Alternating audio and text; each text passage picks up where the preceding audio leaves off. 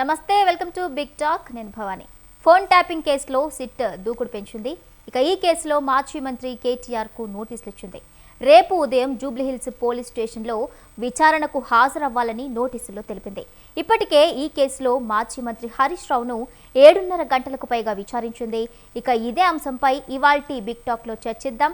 మనతో పాటు చర్చలో పాల్గొనడానికి సిద్ధంగా ఉన్నారు జయరాం గారు, పొలిటికల్ అనలిస్ట్. నమస్తే అండి జయరాం గారు. నమస్తే అండి. ఎస్, అదేవిధంగా పల్లె రామచంద్ర గౌడ్ గారు ఉన్నారు, టీపీసీసీ స్పోక్స్ పర్సన్. నమస్తే అండి రామచంద్ర గౌడ్ గారు. ఎస్, అదేవిధంగా గర్రెపల్లి సతీష్ గారు ఉన్నారు, బీఆర్ఎస్ లీడర్. నమస్తే అండి సతీష్ గారు. నమస్తే అండి. ఎస్ సతీష్ గారు, ముందుగా నేను మీతో స్టార్ట్ చేస్తాను. ఎందుకంటే ఇప్పుడు టాపిక్ మొత్తం బీఆర్ఎస్ లీడర్స్ చుట్టే తిరుగుతుంది కాబట్టి. అండ్ ఈ ఫోన్ ట్యాపింగ్ అంశం అనేది రెండు సంవత్సరాల నుంచి కూడా సాగుతోంది. అయితే మొన్ననే మళ్ళీ హరీష్ రావుకి కూడా మరి నోటీసులు ఇవ్వడం జరిగింది. అయితే ఇప్పుడు రీసెంట్గా కేటీఆర్కి కూడా నోటీసులు ఇవ్వడం జరిగింది. అసలు దీన్ని ఏ విధంగా చూడాలి అని అంటారు. ఒకవైపు చూస్తుంటే మరి బీఆర్ఎస్ నేతలందరూ కూడా ఏమంటున్నారంటే ఈ నైని బొగ్గు బ్లాక్స్ ఏవైతే ఉన్నాయో ఆ కుంభకోణాన్ని బయటికి తీయడం వల్లే ఈ నోటీసులు ఇవ్వడం జరుగుతుంది అంటున్నారు. మరి మీ అభిప్రాయం ఏంటి దీనికి సంబంధించి?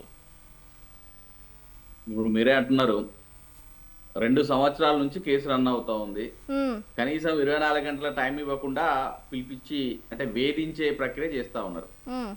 నిజంగా వాళ్ళకి ఎలాంటి కక్షపూరిత చర్యలు లేకపోతే ఇంత షార్ట్ పీరియడ్ లో ఇప్పుడు వాళ్ళేమో ఖాళీగా ఉండే వాళ్ళు కాదు. ప్రజాక్షేత్రంలో గతంలో మంత్రిగా పనిచేసారు, ఇప్పుడు ఎమ్మెల్యేలుగా ఉన్నారు. వాళ్ళకంటూ కొంత షెడ్యూల్ అనేది ఉంటుంది. ప్రజాక్షేత్రంలో ప్రజల కోసం కొట్లాడే వాళ్ళు, ప్రజల పక్షం నిలబడే వాళ్ళు. వాళ్ళకంటూ కొంత సమయం ఇవ్వాల్సిన అవసరం ఈ పోలీస్ యంత్రాంగానికి ఉంటుంది, స్థితి అధికారులకు ఉంటుంది. కానీ ఇవ్వట్లేదు అంటే కేవలం కక్షపూర్తిగా రేవంత్ రెడ్డి గారి దిశానిర్దేశాల ప్రకారం నడుస్తున్న చర్యలు తప్ప కక్షపూర్తి చర్యలు తప్ప ఇంకేముందని ప్రజలందరూ కూడా అర్థం అవుతా ఉంది. రెండోది, ఇప్పుడు పొంగులేటి శ్రీనివాసరెడ్డి గారి కొడుకు భూ కబ్జాలు చేస్తున్నారని చెప్పి వేరే వాళ్ళు వెళ్ళి కేసులు పెట్టిన సందర్భాలను చూసినాం. మరి అప్పుడు ఏ తిట్టు ఏది ఏం చేయలేదు కదండి. ఇప్పుడు కొండా సురేఖ గారి కూతురే డైరెక్ట్ ఓ సిమెంట్ ఫ్యాక్టరీకి సంబంధించి వాళ్ళని ఎవరినో గన్లు పెట్టి మరి పైసలు వసూలు చేస్తున్నా అని చెప్పారు. అప్పుడు రాలేదండి, ఏ స్టిక్ లేదండి. ఈరోజు ఇదే బొగ్గు గనులలో బొగ్గు అవినీతి జరిగింది, అక్రమంగా కొన్ని కోట్లాది రూపాయలు బొగ్గు గనులు దక్కించుకోబోతున్నారు అని చెప్పేసి మాట్లాడి పెద్ద పెద్ద ప్రముఖ ఛానళ్లలో కూడా వచ్చింది. దానికి రియాక్షన్స్ కూడా మనం చూస్తాం. మరి దాని మీద ఏ స్టిక్ లేదండి. ఈరోజు కేవలం కక్షపూరితంగా ప్రజల పక్షాన కొట్లాడుతున్నారు. ప్రతిపక్షంలో ఉన్నాం. ఈరోజు ఏవైతే వాళ్ళు ఇచ్చిన అలివి కానీ హామీలు కానీ పొద్దున్న లేస్తే ఇటు హరీష్ రావు గారు, ఇటు కేటీఆర్ గారు ప్రజలలో తిరుగుతూ ప్రజల పక్షాన వీళ్ళు ఇచ్చిన అలివి కాని హామీలు ప్రశ్నిస్తూ ప్రభుత్వం మెడలు వంచుతున్నారు. కాబట్టి అలా కక్షపూర్తిగా చేసే చర్యలు తప్ప ఏమి లేవండి. ఇన్ని రోజులైంది, చాలా సార్లు చెప్పిన ఏదంటే ఈరోజు మనం చూస్తా ఉన్నాం, ఇది కాల్ రికార్డింగ్ కేసా లేకపోతే కార్తీక దీపం సీరియల్ అంటే ఎపిసోడ్ రన్ అయితే ఎలక్షన్ ఏ అసెంబ్లీ ఎలక్షన్స్ వస్తే ఓ కేసు అంటారు, పార్లమెంట్ ఎలక్షన్స్ వస్తే మళ్ళీ కాళేశ్వరం అంటారు, ఇంకో ఎలక్షన్స్ వస్తే ఇంకో కేసు అంటారు, మళ్ళీ ఇప్పుడు మున్సిపల్ ఎలక్షన్స్ వచ్చినాయి ఇంకోటి భాగవతం ముందర పెట్టి రోజుకో భాగవతం ముందుకు పెట్టుడే తప్ప పబ్లిక్ లో అంటే ప్రజలు డైవర్షన్ పాలిటిక్స్ దిశగా రన్ అవ్వడమే తప్ప వీళ్ళు ప్రజాక్షేత్రంలో ఇప్పుడు ఏం చేస్తున్నారండి? వాళ్ళు ఏదైనా చెప్పుకోదగ్గ పనులు ఏమైనా చేసిరండి? ప్రతిది కూడా కూల్చడం, ఏది చేయలేని పరిస్థితి. వాళ్ళు ఇచ్చిన ఆ హామీలు ప్రభుత్వ పథకాలు ఏవి కూడా ప్రజలకు అందజేయని పరిస్థితి. అన్నీ కూడా తప్పుడు మాటలు, తప్పుడు పనులే తప్ప వాళ్ళు మంత్రులలో సఖ్యత లేదు. ఈ ఛానల్ని అడ్డు పెట్టుకుని వాళ్ళు ఆ మంత్రి ముందుకెళ్తారు, ఆ ఛానల్ని అడ్డు పెట్టుకుని ఈ మంత్రి ఇంకోటి ఏదో చేస్తాడు. అన్నీ వాళ్ళ పదవులు దక్కించుకోవడానికి, ఆస్తులు దక్కించుకోవడానికే తప్ప వాళ్ళు ఏ రోజన్నా ప్రజల పక్షాన ప్రజా పథకాలు కానీ ప్రజాపాలన మీద దృష్టి పెట్టింది అయితే ఇప్పటివరకు ఇక్కడ కనబడలేదండి. ఈరోజు అతి తక్కువ కాలంలోనే ఏదైనా విఫలమైన పార్టీ ఉంది ఏంటంటే అది కేవలం కాంగ్రెస్ పార్టీ తెలంగాణలో అండి. గతంలో కేసీఆర్ గారి హయాంలో తెలంగాణ రాష్ట్రం వచ్చిన తర్వాత ఎక్కడ కూడా ఏ వర్గానికి కూడా ఇబ్బంది లేని పరిస్థితి. రైతులందరూ ఆనందంగా అద్భుతమైన పంటలు పండించారు, సకాలం నీళ్ళు వచ్చినాయి, నిర్వహణాలని కరెంటు ఉండే, ప్రతి ఒక్క ప్రభుత్వ పథకాలు ప్రజలడినే కానీ కేసీఆర్ గారు కూడా కొన్ని పథకాలు తనే క్రియేట్ చేసి ప్రజలకు అవసరం ఖచ్చితంగా మనం అందజేయాలి, పేద బడుగు బలహీన వర్గాలకు మనం అండగా ఉండాలి, అన్నగా ఉండాలి, మేనమామలాగా ఉండాలని కళ్యాణ లక్ష్మి రావచ్చు కానీ, దళిత బంధు లాంటివి కానీ, రైతు బంధులు లాంటివి కానీ, మిషన్ భగీరథ కానీ, మిషన్ కాకటి కానీ రకరకాలుగా చెప్పలేని ఎన్నో ఉన్నాయి. అన్ని పథకాలు ఈరోజు ఆ రోజు కేసీఆర్ గారి హయాంలో అందజేసి మరి ఇవాళ ఏమైందని కట్క బంద్ చేసినట్టు అన్నీ అయిపోయినాయి. అంటే పైసలు లేవు అంటారు. మరి అప్పుడు ఎట్లుండే పైసలు, ఇప్పుడు ఎందుకు లేవు? పైసలు సృష్టించే అంత సృష్టించడం కూడా నేర్చుకునే అవసరం ఉంటుంది, ప్రభుత్వం మీద ఉంటుంది కదా. పొద్దున్న లేతే అప్పులు ఉన్నాయి, సప్పులు ఉన్నాయి, చెప్పులు ఎత్తుకపోతారని మాట్లాడతారు. మరి మిగతా వాటి జల్సాలకు మీరు బయట కంట్రీస్కి వెళ్ళడానికి కానీ, మీరు విమానాల పొద్దున్న లేస్తే ఏది ఇప్పుడు కార్లలో వెళ్ళే ప్రయాణికి కూడా హెలికాప్టర్, ప్రత్యేక హెలికాప్టర్లు వాడతారు. మీకు మీకు జల్సాలకు డబ్బులు ఉంటాయి కానీ మరి ప్రజలకు మిమ్మల్ని నమ్మి ఓట్లేసిన ప్రజలకు మరి పథకాలు అందజేయడంలో, లేకపోతే గుడి కట్టడంలో, బడి కట్టడంలో, రోడ్లు వేయడంలో, ఏమైనా ప్రాజెక్టు తీసుకురావడంలో ఎక్కడ మీరు శ్రద్ధ పెడతా ఉన్నారు? శ్రద్ధ అనేది లేదు. ప్రజాపాలన అనేది మొత్తం పాలన అనేది వదిలిపెట్టేసి వీళ్ళు కేవలం వాళ్ళు ఆస్తులు సంపాదించుకోవడానికి సమయం కేటాయిస్తున్నారండి. ఇదంతా కూడా ప్రజలందరూ కూడా చూస్తా ఉన్నారు. గత 2 సంవత్సరాలుగా ప్రజలందరూ చూస్తూనే ఉన్నారు. మొత్తం కేవలం వాళ్ళ స్వలాభాల కోసం పనిచేస్తున్నారు తప్ప ప్రజల పక్షాన పనిచేసే పరిస్థితి అయితే కనబడట్లేదు. కాంగ్రెస్ అప్పుడు గతంలో కేసీఆర్ గారు హయాంలో బాగుంది, అన్ని పథకాలు వచ్చినాయి, అన్ని విధాలుగా బాగున్నాం. ఈరోజు కాంగ్రెస్ పార్టీ విఫలం చెందింది అని కాంగ్రెస్ పార్టీ మీద నమ్మకం పోయింది. అది బలోపేత ఈ రోజు తెలంగాణ రాష్ట్రంలో ఏ వర్గానికి కష్టం వచ్చినా, నిరుద్యోగులకు కానీ, ఉద్యోగులకు కానీ, విద్యార్థులకు కానీ, రైతాంగానికి కానీ చూస్తే అన్ని వర్గాలకు ఏ వర్గానికి కష్టం వచ్చినా కూడా తెలంగాణ భవన్ వైపు దారి పడుతూ ఉన్నారు.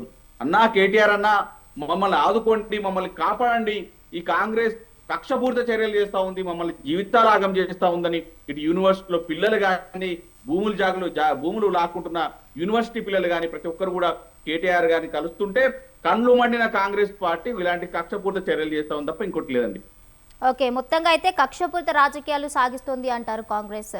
పల్లె రామచంద్ర గౌడ్ గారు, మరి మీరేమంటారు? ఇదంతా కూడా ఒక డైవర్షన్ పాలిటిక్స్ లాగా కనిపిస్తోంది.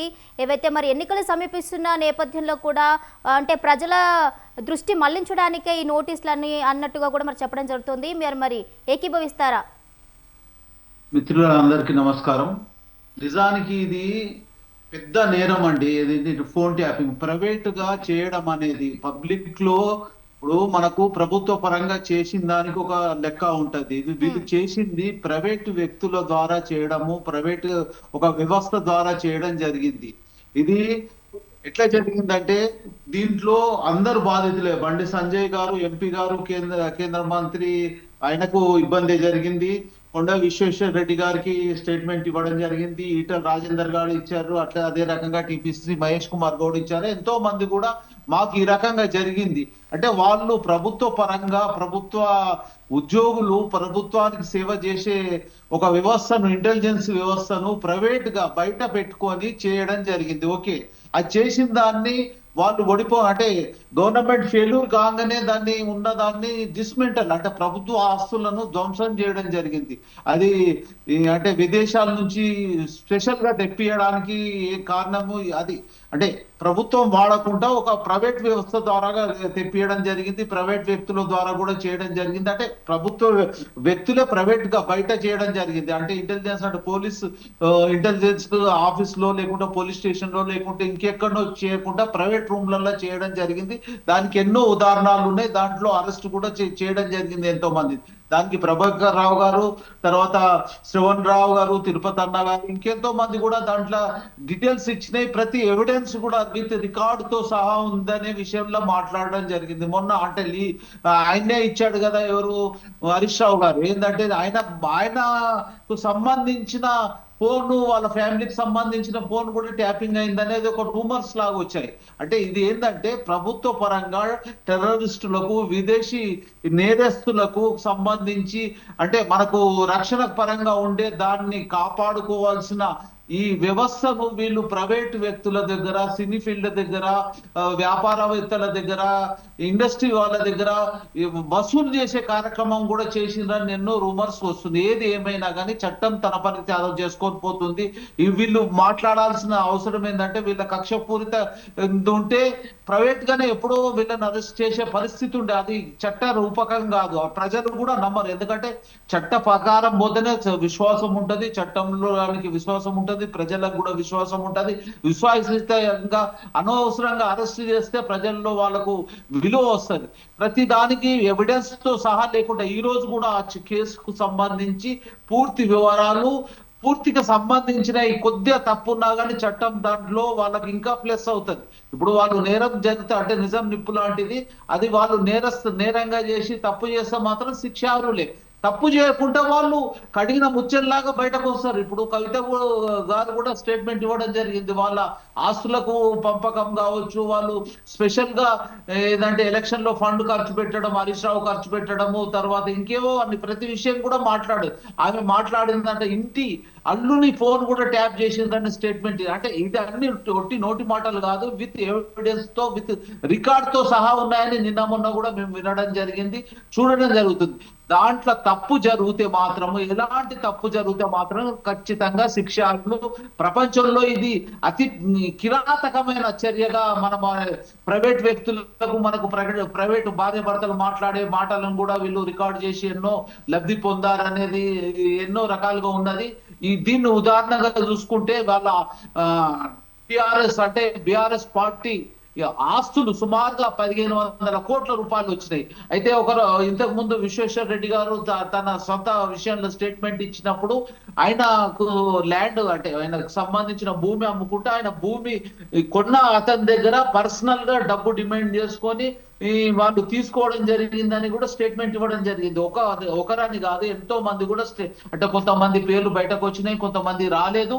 దీంట్లో మెయిన్ ఏంటంటే ప్రైవేట్ వ్యక్తుల ఫోన్లు ట్యాప్ చేయడం అనేది వీళ్ళకు హక్కు ఉంటే, వీళ్ళకి సంబంధించింది ఉంటే రక్షణ పరంగా ఉండాలంటే మెయిన్ నక్సలైట్లది, టెర్రరిస్టులది, ఇంకేదన్నా కానీ అది చట్టపరంగా తీసుకొని 60 రోజులో 70 రోజులో తీసుకురావాల్సిన అవసరం ఉంటుంది. వీళ్ళు బై ఎలక్షన్లలో సంబంధించి సుమారుగా 600 ఫోన్లు కూడా ట్యాప్ చేసిండ్రు అనేది వచ్చింది బయటకు. అదన్నీ కూడా రికార్డు. అంటే నేను అనేది అంటే చట్టము తన పని తను చేసుకొని పోతుంది. చట్టానికి ఎవరు అతీతులు కాదు, చట్టానికి లోబడి జరుగుతుంది. ఎవరు కూడా అధికార పార్టీ కూడా మన పొరపాటు చేసి ఇంకేదాన్ని ఇబ్బంది చేస్తే మాత్రం చట్టం దానికి వాళ్ళకి చట్టం ఉన్నది, చట్టం ప్రకారం న్యాయ వ్యవస్థ ఉన్నది, ఆ న్యాయ వ్యవస్థ ప్రకారం పోవడం జరుగుతుంది. కానీ ఇక్కడ జరిగింది మాత్రం అతి కిరాతకమైన, అంటే ఒక రకంగా చూస్తే మనం ఏ ప్రపంచంలో ఉన్నాము, ఎక్కడ ఉన్నాము, అంటే మనకు వచ్చిన టెక్నికల్ గా వచ్చిన దాన్ని సద్వినియోగం చేయకుండా దుర్వినియోగం చేయడం మాత్రం తప్పు. దానికి శిక్ష మాత్రం ఖచ్చితంగా ఉంటది. ఈ శిక్ష పడితే మాత్రం బిఆర్ఎస్ పార్టీకి చాలా ఇబ్బందిగా ఉంటది. నిజానికి వాళ్ళు ఎన్నో తప్పులు, ఇది మనకు తెలిసినవి కాక ఇంకెన్నో తప్పులు కూడా బయటకు వచ్చేటివి ఉన్నాయి. అన్నిటిని కూడా బయటకు తీయాలి. ఇప్పుడు మీరు బొగ్గు కుంభకోణం అంటారు. బొగ్గు కుంభకోణంలో ఏమి అంటే టెండరే కాలేదు అది. ఎందుకంటే దాంట్లో లోటుపాట్లు ఉన్నాయని అలిగేషన్స్, తప్పులు అనేది తెలిస్తే దాని మీద కాంప్లైంట్ వస్తే దాన్ని రద్దు చేయడం జరిగింది.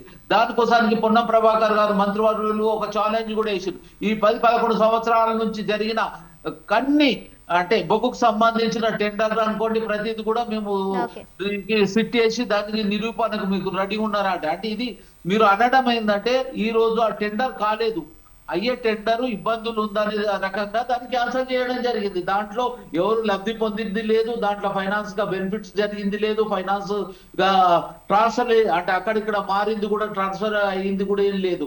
జరగబోతుందా అనే దాంట్లో తప్పు జరుగుతుందా క్యాన్సల్ చేశారు. ఇక చర్చలో మనతో పాటు ప్రేమ్ గాంధీ గారు కూడా జాయిన్ అయ్యారు, బీజేపీ లీడర్. నమస్తే అండి ప్రేమ్ గాంధీ గారు. నమస్కారం అండి. ఎస్ ప్రేమ్ గాంధీ గారు, చెప్పండి ప్రస్తుత రాజకీయ పరిస్థితులు ఏ విధంగా కొనసాగుతున్నాయి? అదేవిధంగా చూసుకుంటే ఇప్పుడు ఒక ఫోన్ ట్యాపింగ్ అనే అంశం అయితే కూడా తెరపైకి వచ్చింది. అంటే ఇప్పుడే కాదు, 2 సంవత్సరాల నుంచి ఇది కొనసాగుతోంది. ఇప్పుడు మళ్ళీ హాట్ టాపిక్గా మారింది. దీనికి సంబంధించి మీ అభిప్రాయం ఏంటి?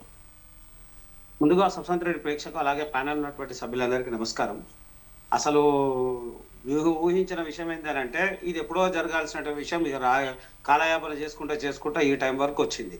అంటే జనరల్ గా జరిగినటువంటి విషయం అంటే గత ప్రభుత్వంలో ఉన్నటువంటి ఎప్పుడైతే బీఆర్ఎస్ ప్రభుత్వం 9.5 సంవత్సరాల అధికారంలో ఉన్నప్పుడు అనేక సందర్భాల్లో ఆ ఫోన్ ట్యాపింగ్ విషయంలో చాలా సందర్భాలు జరిగిన తర్వాత ఒకానొక సందర్భంలో ఇప్పుడు ఉన్నటువంటి ముఖ్యమంత్రి ప్రతిపక్ష హోదాలో ఉన్నప్పుడు ఆయన ఇంటి దగ్గరనే ఏదో విదేశాల నుంచి టెక్నికల్ గా కొన్ని మిషనరీస్ తీసుకొని వచ్చి ఆ సర్వర్ పెట్టి వాళ్ళ వ్యక్తిగత విషయాలు కూడా విన్నారని చెప్పి సాక్షాత్తు ఇప్పుడున్న ముఖ్యమంత్రి రేవంత్ రెడ్డి గారే అన్నారు. దానికి సంబంధించిన వివరాలు, దానికి సంబంధించిన ఆధారాలు అన్నీ కూడా చెప్పడం జరిగింది. ప్రభుత్వం విచారణ చేసినప్పుడు దానికి సంబంధించినటువంటి అధికారులు విదేశాలకు వెళ్ళిపోయినట్టు దాఖలాలు. ఏ తప్పు చేయకుండా విదేశాలకు ఎందుకు పోతారు? సరే విదేశాలకు పోయారు, వాళ్ళని తీసుకొని వచ్చినామంటారు. ఆ డివైజ్లు అంతా కూడా తీసుకుపోయి ధ్వంసం చేసినట్టు ఆధారాలు కూడా ఉన్నాయి, ఆధారాలు కూడా చూపించినట్టు దాఖలాలు ఉన్నాయి. ఇవన్నిటి పట్టి కనబడతా ఉంది. ఖచ్చితంగా ఫోన్ ట్యాపింగ్ వల్ల గత ప్రభుత్వం చేసినటువంటి దుశ్చర్య అందరికీ తెలుసు. వ్యక్తిగత విషయాలు, రాజకీయ నాయకుల్లో ఉన్నటువంటి వారి అధికారాన్ని కాపాడుకోవడానికి వాళ్ళు చేసినటువంటి ఎత్తుగడల కోసం తీసుకున్నటువంటి డాటా, అలాగే ప్రముఖ వ్యాపారులకు సంబంధించిన వివరాలంతా సేకరించి వాళ్ళని భయభ్రాంతులకు చేసి వాళ్ళ దగ్గర వసూళ్లు చేయడం, అలాగే సినీ ప్రముఖుల్లో కొంతమంది వ్యక్తుల యొక్క ఫోన్ నంబర్లు, వాళ్ళ ఫోన్ వినడము, వాళ్ళ ప్రత్యేకంగా వాళ్ళకి సంబంధించినటువంటి వివరాలంతా కూడా సేకరించడం, ఇదంతా కూడా ప్రభుత్వం ఆధీనంలో తప్పు జరిగింది. ఆ తప్పుకి ఎవరైనా కానీ శిక్ష అర్హులే. అయితే ఇక్కడ జరిగిన విషయం ఏంటంటే అన్నంత స్పీడ్ గా ప్రభుత్వం కదులుతలేదు. ఇందాక కాంగ్రెస్ నాయకుడు గారు మాట్లాడుతూ శిక్షలు పడాల్సిందే, అది చేయాల్సిందే, ఇది చేయాల్సిందే. 2.5 సంవత్సరాలు అయిపోయింది, కాలయాపన జరిగింది, ఇంకా మళ్ళీ ఏం జరుగుతుందో తెలియదు. ఇప్పటి వరకు వాళ్ళని బాధితులు చేసి, బాధితులు ఉన్నారు, బాధితుల వివరాలు సేకరిస్తా ఉన్నారు. మళ్ళీ బాధితులు ఉన్నప్పుడు నిందితుల పేర్ల మీద ఎఫ్ఐఆర్ చేయాల్సిన అవసరం ఉంది. ఎందుకు చేస్తలేరు ఎఫ్ఐఆర్? ఏదో నోటీసులు ఇస్తున్నారు, విచారణ చేసి పంపుతా ఉన్నారు. దానికి తోడు బీఆర్ఎస్ పార్టీ ఉన్నటువంటి నాయకులు హరీష్ రావే కానీ లేదా ఇతర నాయకులు ముందస్తుగా కోర్టుకు పోయి మాకు ఇందులో సంబంధమే లేదు, మమ్మల్ని విచారించలేదు, మాకు ఇలా అంశమే లేదనేటువంటి ప్రయత్నాలు కూడా చేశారు. అంటే తప్పు లేనప్పుడు ఎందుకు చేయాల్సినటువంటి అవసరం ఉంది? ఎందుకు చేస్తున్నారు వీళ్ళందరూ కూడా? ఖచ్చితంగా ముమ్మాటికి తప్పు జరిగింది. ఆ తప్పు ఏ స్థాయిలో జరిగింది, ఎంత స్థాయిలో జరిగింది, ఎక్కడెక్కడ జరిగింది, ఏం జరిగింది చూడాల్సిన బాధ్యత ఇప్పుడున్నటువంటి ప్రభుత్వం ముఖ్యమంత్రి రేవంత్ రెడ్డి మీద ఉంది. ఆయనే చాలా సందర్భాలు చెప్పిండు, మళ్ళీ ఎట్లా చేస్తాడు ఏం సంగతో ఆయనే చూడాలి. 2.5 సంవత్సరాలు గడుస్తుంది, ఇప్పటి వరకు ఒక్కరిని అరెస్ట్ చేసినట్లేదు. ఏదో నోటీసు మొన్న పోయింది, ఇలా నిన్న హరీష్ రావు అన్నారు, ఇలా కేటీఆర్ అంటారు, రేపు సంతోష్ రావు అంటారు, మళ్ళా కవిత అంటారు. ఈ నోటీసులతోనే కాలయాపన అవుతుందా? లేదా వాళ్ళని ఖచ్చితంగా నిందితులుగా చేసి ఎఫ్ఐఆర్లు చేస్తారా? వాళ్ళని విచారణ చేసేట వరకు మాత్రమే పరిమితం చేస్తారా అని చూడాల్సినటువంటి అవసరం ఉన్నది. ఇక దాని తర్వాత ఫోన్ ట్యాపింగ్ జరుగుతుందా, జరుగుతలేదా, ఉన్నదా లేదా అంటే ఇవాళ ఉన్నటువంటి ఇప్పుడున్న కాంగ్రెస్ ప్రభుత్వం ఉన్నటువంటి పెద్దలు కూడా, కాంగ్రెస్ ప్రభుత్వం ఉన్నటువంటి మంత్రులు, ఆ స్థాయి నాయకులు వాళ్ళు కూడా అన్నారు, అప్పుడే కాదు ఇప్పుడు కూడా మావి కూడా ఫోన్లో ట్యాప్ అవుతూనే ఉంటాను. అసలు ఏం జరుగుతుంది ఈ రాష్ట్రంలో? గత ప్రభుత్వం చేసినటువంటి తప్పుల్నే పునరుద్ధరణ చేస్తున్నటువంటి ప్రభుత్వాలు, కాంగ్రెస్ బీఆర్ఎస్ చేసిన తప్పుల్నే మళ్ళీ కాంగ్రెస్ కొనసాగిస్తాం, మళ్ళా ఫోన్ ట్యాపింగ్ జరుగుతాం. ప్రేమ్ గాంధీ గారు ఒక్క విషయం ఏంటంటే, ఇప్పుడు మీరు చెప్పడం జరిగింది తప్పులు జరిగాయి అంటున్నారు. తప్పులు జరిగితే అయితే ఇంతకుముందే జస్ట్ కేటీఆర్ గారు ప్రెస్ మీట్ పెట్టడం జరిగింది. అయితే దాంట్లో ఇప్పుడు తెలంగాణ ఏటీఎంగా మారింది అంటూ కూడా హోంమంత్రి కానీ అటు మోదీ గారు కానీ అనడం జరుగుతుంది, కానీ ఎందుకు చర్యలు తీసుకోవట్లేదు అని అడుగుతున్నారు. అయితే 2 సంవత్సరాల నుంచి ఫోన్ ట్యాపింగ్ అంశం అయితే కూడా ఇలాగే కొనసాగుతోంది. మరి తప్పు జరిగింది అని ఆధారాలతో నిరూపించగలిగితే నిందితులు వాళ్లే అని తెలిసినప్పుడు ఎందుకు చర్యలు తీసుకోవడం లేదు? ఎందుకు ఆలస్యం అవుతుంది? కేంద్రం ఎందుకు జోక్యం చేసుకోవట్లేదు? అయితే ఇక్కడ ఒక అంశాన్ని మనం పూర్తిగా విశ్లేషించి చూడాల్సినటువంటి అవసరం ఉంది. కేంద్రము రాష్ట్రకు సంబంధించినటువంటి అధికారులు, రాష్ట్రంలో ఉన్నటువంటి అధికారులు నిందితులుగా చేర్చి వాళ్ళ మీద ఎఫ్ఐఆర్ చేసి పూర్తి స్థాయి నివేదికలు చేసి కేంద్రానికి ఇస్తే సంతోషం. కానీ అది ఇవ్వకుండా గతంలో ఇచ్చినటువంటి సబ్జెక్టులు కూడా, గతంలో ఉన్నటువంటి అంశాలు కూడా కేంద్రంకి ఏమి ఇస్తున్నారంటే, కేంద్రం దగ్గర ఫుట్బాల్ వేసినాం, కేంద్రం గ్రౌండ్లో అంటారు, ఆ ఫుట్బాల్లో గాలే లేదు. అసలు నువ్వు నిందితులుగా చేర్చు, వాళ్ళు చేసినటువంటి అభియోగాలు చెప్పు, వాళ్ళు చేసినటువంటి దుశ్చర్యలు ఏందో చెప్పు, దానివల్ల వాళ్ళు దొరికినటువంటి ప్రయోజనాలు ఏందో, దీనికి సంబంధించినటువంటి వివరాలు అంతా చేసినప్పుడు ఖచ్చితంగా భారతీయ జనతా పార్టీ కేంద్రము తప్పకుండా దాని మీద చర్య తీసుకుంటుంది. దాంట్లో ఏమాత్రం సందేహం లేదు. ఎందుకంటే చాలా సందర్భాలు అన్నాం, ఇవాళ దానికి ఇప్పుడు కూడా కట్టుబడి ఉన్నాం. కానీ రాష్ట్ర ప్రభుత్వం దీని మీద ఒక విచారణ చేస్తా ఉంది కదా.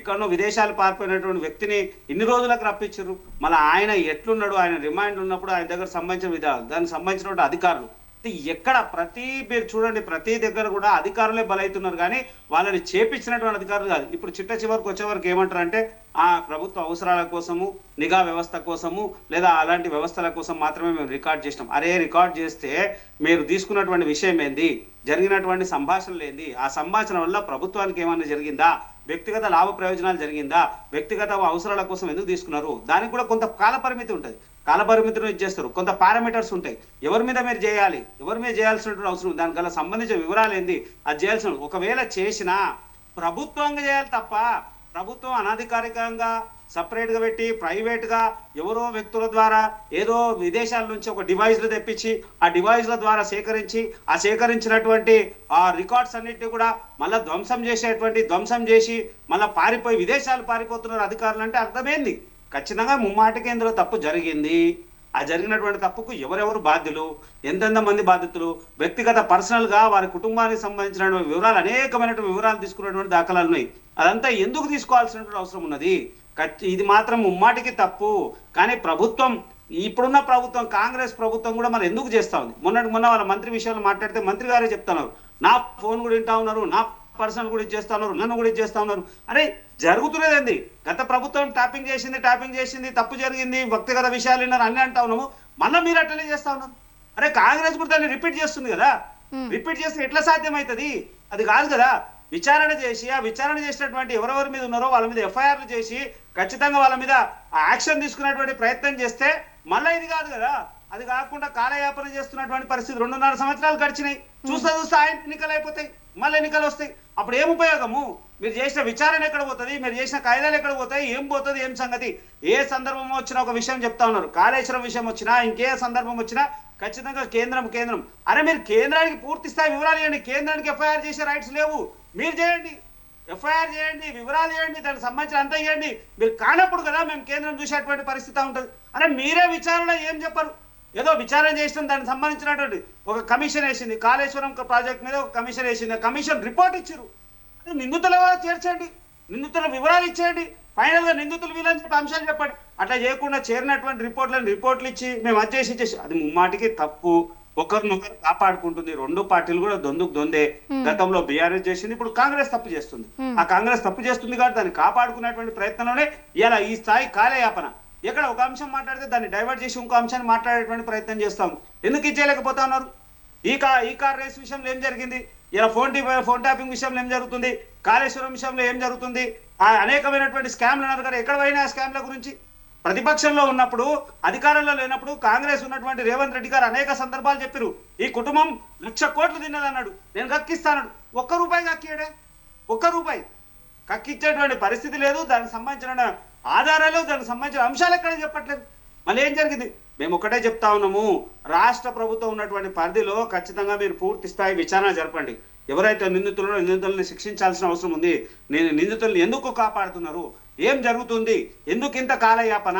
మీ రాష్ట్ర ప్రభుత్వం చేస్తున్నటువంటి కాలయాపన అవసరమేంది? ఇంతగానం నిర్లక్ష్యం అవసరం ఏముంది?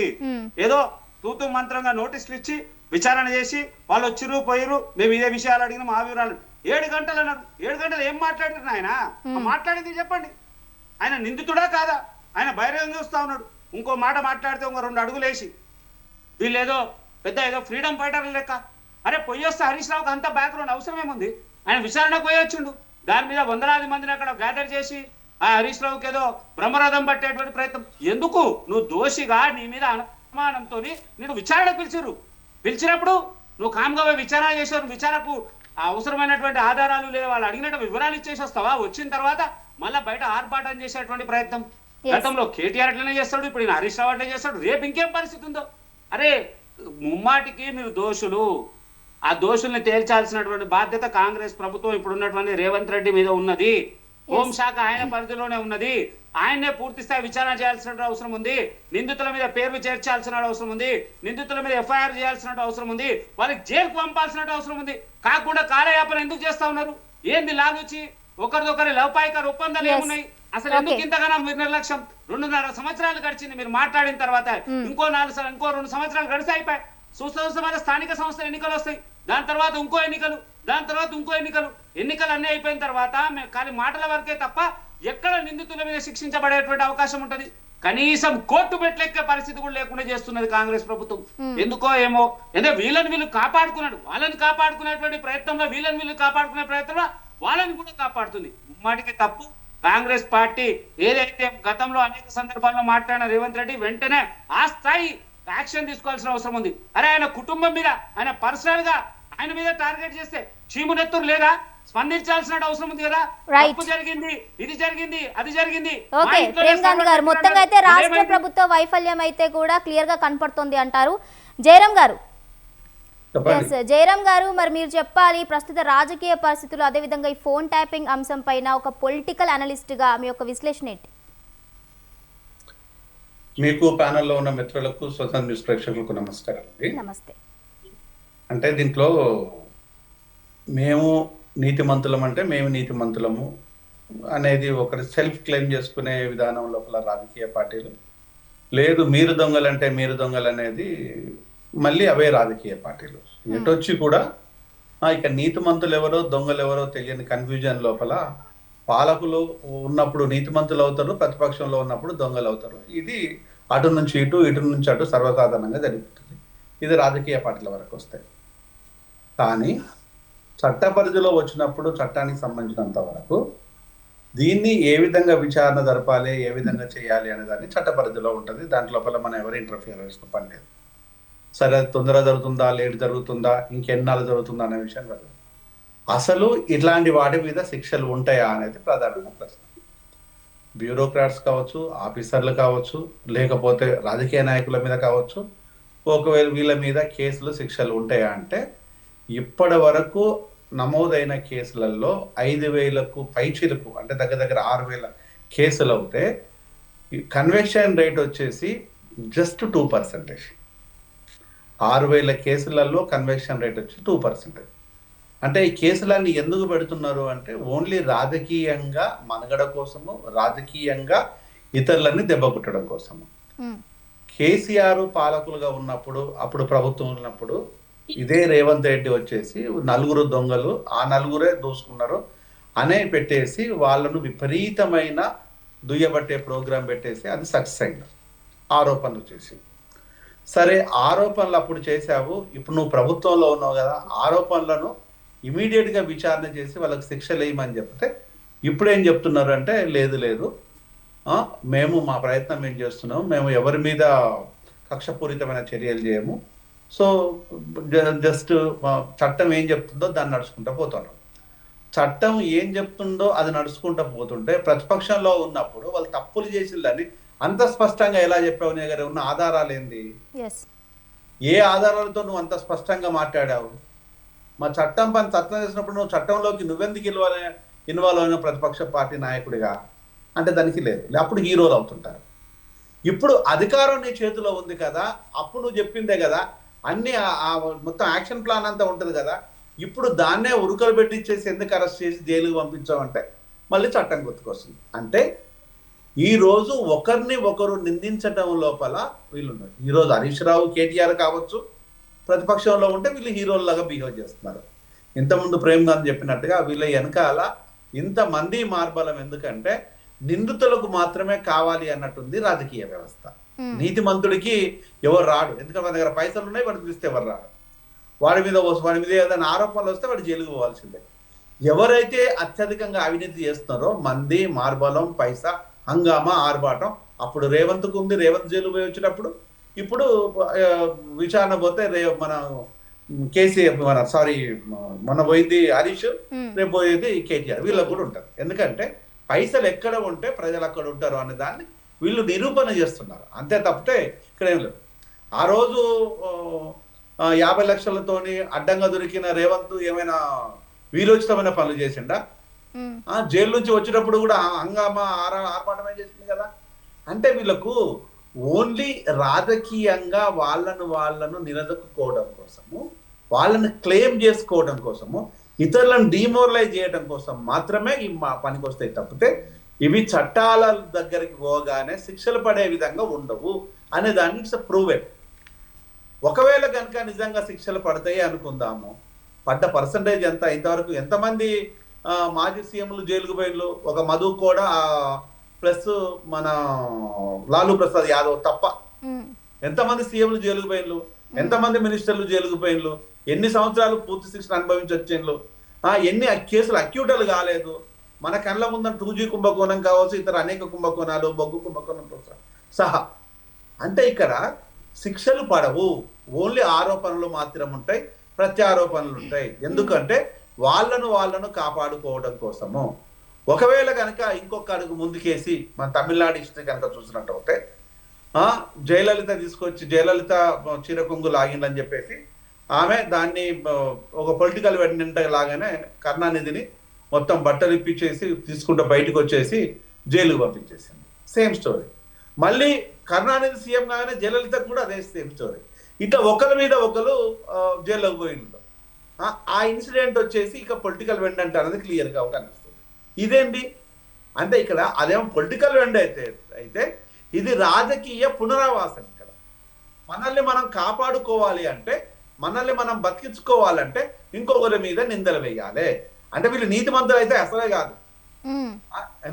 నిందలు వేయాలంటే వీళ్ళు నీతిమంతులేం కాదు, నిందలు వేయాలి అంటే వీళ్ళు చెప్పేది అన్ని నిజాలే. ఆ రోజు రేవంత్ చెప్పింది నిజమే, కేసీఆర్ విఫలమైంది రేవంత్ ను ప్రూవ్ చేయటం లోపల. ఇంతవరకు ఆ కేసు అలాగనే ఉంది, 10 ఏళ్ళు గడిచిపోయినా కూడా. ఇప్పుడు రేవంత్ ప్రచారం చేసేది కూడా అంతే. అంటే వీళ్ళు ఒకరి మీద ఒకరు రాజకీయంగా ఇబ్బంది పడే విధంగానే బిహేవ్ చేస్తున్నారు తప్పితే చట్ట పరిధి లోపల న్యాయ సంరక్షణ కోసమో పరిరక్షణ కోసమో ప్రజాధనాన్ని వృధా చేయకుండా ప్రజల కోసం మాత్రం వీళ్ళు పనిచేయటం లేదు విషయాన్ని ప్రూవెన్. అంటే ఇక్కడ ఏం చేయాలనుకుంటున్నారు వీళ్ళు? లేదు, అధికారం మన చేతులు ఉంది కాబట్టి ఆరోపణలు చేయాలి, ప్రత్యారోపణలు చేయాలి, మళ్ళీ అధికారం చేతికి రాగానే మళ్ళీ అంటే ఇక్కడ ఇదంతా ఏంటంటే వీళ్ళ దోపిడీని కప్పిపుచ్చుకోవడం కోసము. అసలు నిజంగానే దోపిడీ ఎక్కడ జరుగుతుంది?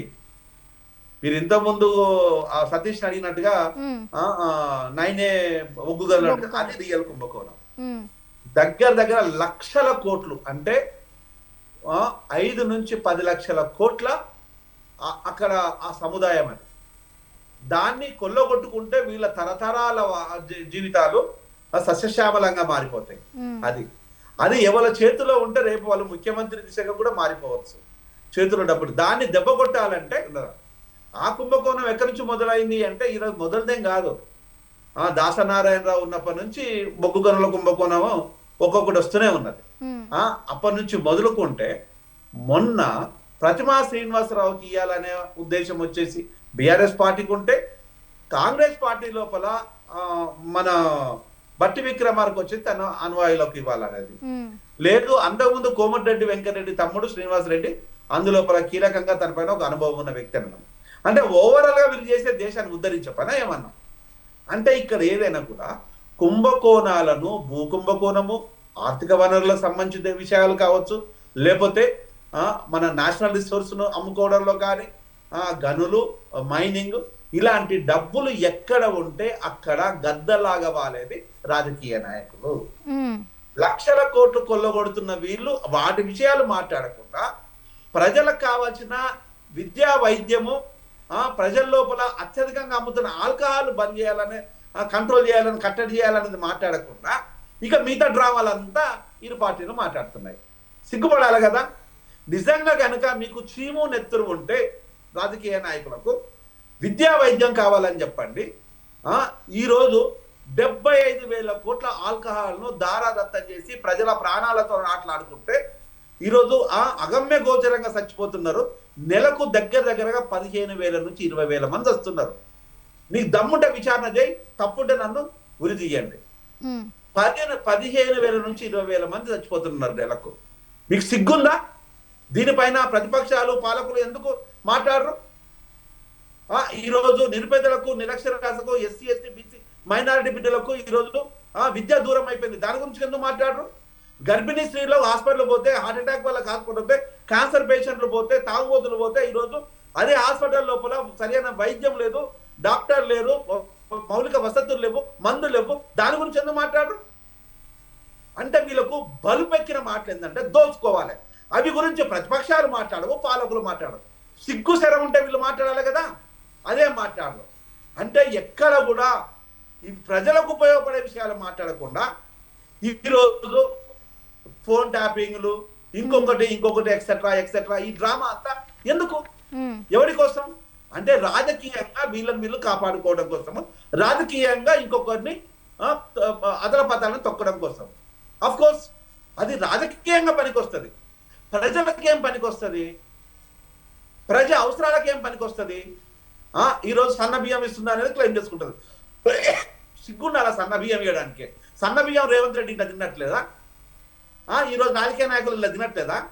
అంటే బువ్వ తినకుండా జనాలు బతికేస్తున్నారా? అంటే ఈరోజు నువ్వు బువ్వ పెడుతున్నావు కాబట్టి 100,000 కోట్ల రూపాయల భూములను నువ్వు పెడుతున్నావా? ఆ భూములను ప్రజల పంచు. సన్న బియ్యం కాదు. ఈరోజు కోటీశ్వర్లు అవుతారు ప్రజలు. 1,28,00,000 ఎకరాల భూములు ఎవడు తిన్నాడు? సన్న బియ్యం ప్రజలకు ఇస్తున్నారు కదా. 1,28,00,000 భూములు తిన్నాడు ఎవడు తిన్నాడు? ఆ దొంగల గురించి మాట్లాడు, ఆ పందికొక్కల గురించి మాట్లాడండి, ఆ వాళ్ళ గురించి మాట్లాడే మీకు దమ్ముంటే వాడిని బయట పెట్టారు. అంటే సన్న బియ్యం ఇచ్చిన పేరుతో బయట మాట్లాడుతున్నారు. అంటే ప్రజలకేమో సన్న బియ్యం ఇచ్చిన డ్రామా చేయాలి, మీరు మాత్రము లక్షల కోట్ల రూపాయలు కొట్టేయాలి. అంటే నేనేం చెప్పాలి? ప్రతిపక్షం మాట్లాడే దమ్ము లేదు. ఎందుకంటే ఈ కుంభకోణంలో ప్రతిపక్షం కూడా ఉంది, పాలకులు మాట్లాడే పని లేదు. ఈరోజు రియల్ ఎస్టేట్ దందా చేసే ఈరోజు అధికారంలోకి వచ్చిండ్రు. బీజేపీకి మాట్లాడే దమ్ము లేదు. ఎందుకంటే బీజేపీ ఇద్దరిని కాపాడుకున్న అప్పుడు ఎవరు పదవులో ఎవరు ఏ పార్టీ అధికారంలో ఉంటే వాళ్ళతో దోస్తాని అన్న విధంగా ఈరోజు బిహేవ్ చేస్తుంది. ఆ రోజు కేసీఆర్ ను మాట్లాడింది ఏమీ లేదు, ఈ రోజు రేవంత్ గురించి చేసింది ఏమీ లేదు. అంటే ఈ రోజు మీరు మాట్లాడుతున్నది ఏంటంటే రాజకీయ పార్టీలు ప్రజల్ని మభ్యపెట్టడం కోసం డ్రామా చేస్తున్నాయి. రైట్. నిజంగా చిత్తశుద్ధి ఉన్నట్టయితే ప్రజల ఏది కావాలి, ఈ రోజు బియ్యం ఇవ్వాల్సిన పని లేదు, ఈ రోజు నువ్వు నెలకు 2000 3000 ఇవ్వాల్సిన పని లేదు, అది కూడా ఎవరు ఇవ్వటం లేదు. విద్యా వైద్యాన్ని ప్రజలకు దగ్గర చేసి ఆల్కహాల్ ని దూరం చేసి పెట్టండి. ఈ మూడు మీకు చేసే దమ్ము మీకుంటే చెప్పండి.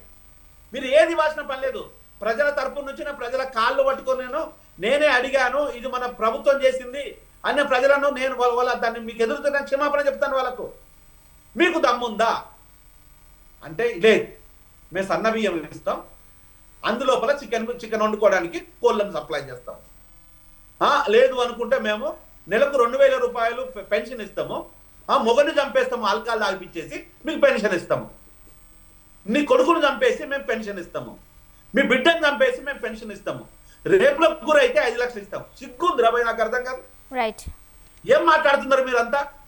మీ రాజకీయ పార్టీల అవసరాల కోసము, మీ అక్కర్ల కోసము, మీ అవసరాల కోసం ఈ రోజు ముఖ్యమంత్రులుగా ప్రమాణ స్వీకారం చేసేసి ఈ డబుల్బాజీ పనులు చేసే కదా.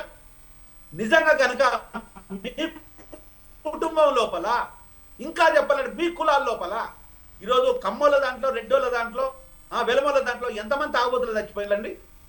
ఎంతమంది సన్న బియ్యం ఈ రోజే తింటున్నారు? ఎంతమంది ఇంట్లో ఈరోజు లెక్కలతో డొక్కాడు ఉన్నారు? ఎంతమంది ఈరోజు భూమిని కబ్జా పెట్టి దోపిడీ చేసిందంట ఈ వర్గాలే కదా. ఎక్కడైతే భూమిని మొత్తం కొల్లగొట్టింది ఈ వర్గాలే కదా. మా ఎస్సీలు చేసిందా, మా ఎస్టీలు చేసిందా, మా బీసీలు చేసిందా, మా మైనారిటీలు చేసిందా?